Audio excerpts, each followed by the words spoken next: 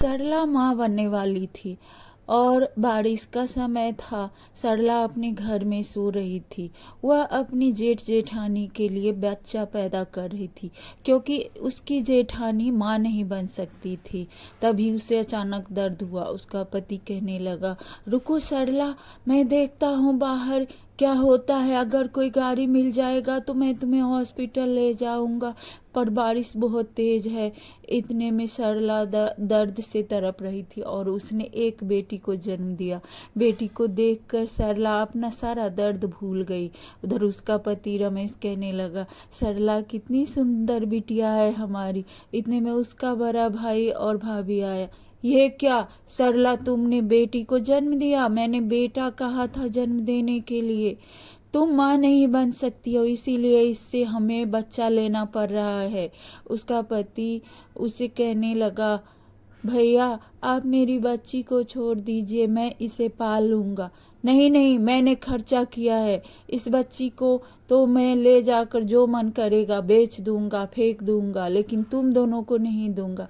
नहीं भैया, आप नहीं पालेंगे तो मुझे पालना है। और उन दोनों ने उसकी बेटी को छीन लिया। सरला बहुत रोने लगी, भैया आप मुझे मेरी बच्ची को दे दीजिए, भैया मैं बच्ची को पाल लूँगी। ले जाकर उन दोनों पति पत्नी इतने क्रूर थे, ले जाकर उसको मिट्टी में दफना दिया। और फिर सरला के घर आया और कहने लगा, जब तक तुम्हें बेटा नहीं होगा तब तक तुम्हें बच्चा पैदा करना पड़ेगा। रमेश और सरला गरीब थे, उसके आगे कुछ नहीं चल सकता था। उसकी जेठानी भी कहने लगी, मुझे बेटा चाहिए और मुझे बेटा ही देना होगा। ऐसा करके सरला और रमेश को 5 बेटियां हुई और पांचों के ले जाकर उसका भाई उसी मिट्टी में दफना दिया। एक दिन उसका भाई सरला और उसके पति रमेश को घर से निकाल दिया। दोनों पति पत्नी एक नदी के किनारे रो रहे थे। तभी उसकी मरी हुई 5 बेटियां उसकी आवाज़ सुनकर बोली, सुनो बहनों, हमारी माँ पापा रो रहे हैं हमारी वजह से। हम लोगों को कुछ करना चाहिए, क्योंकि हमारे माँ पापा को हमारे चाचा ने घर से निकाल दिया। तभी जादुई से 5 फूल गोभी उस खेत में निकला। सरला के पति और वो दोनों जब सो के उठे तो देखा कि एकदम सुंदर 5 फूल गोभी खेत में लगी हुई है। उसका पति कहने लगा, देखो सरला कितना अच्छा गोभी है, ये कैसे आ गया एक ही रात में। और वो 5 गोभी को काट के दोनों पति पत्नी ने आग पर गोभी को भून के खाया। अब इसी तरह से रोज कोई न कोई सब्जी उस खेत में अपने आप ही आ जाता था और रोज वह पति पत्नी आग पर भून के उस सब्जी को पकाकर खाने लगे। सरला, हम लोग कैसे भूखे मर रहे थे, लेकिन यहाँ आके तो हम लोगों को कम से कम भरपेट सब्जियाँ तो खाने को मिलता है। हाँ जी, आप ठीक कह रहे हैं। इसी तरह से वो दोनों गुजारा कर रहे थे। तभी उसके भाई को अचानक पता चला कि मेरा भाई मेरे ही खेत में रहता है झोपड़ी बना के।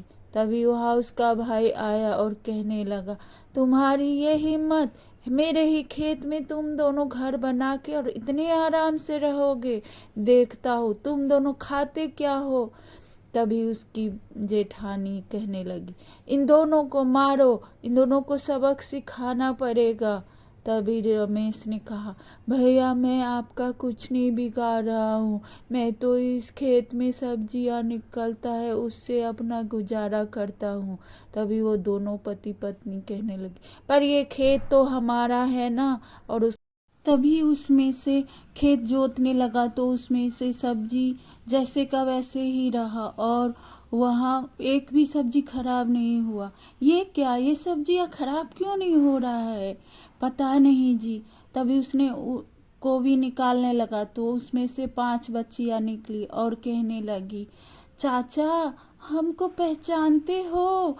हम पांचों को तुम ही ने मारा है और हम वही पांचों है। यह कहकर उन दोनों को दलदल में वो पांचों भूतनी बहनें धकेल दिया और अपने माता पिता का साथ देने लगी।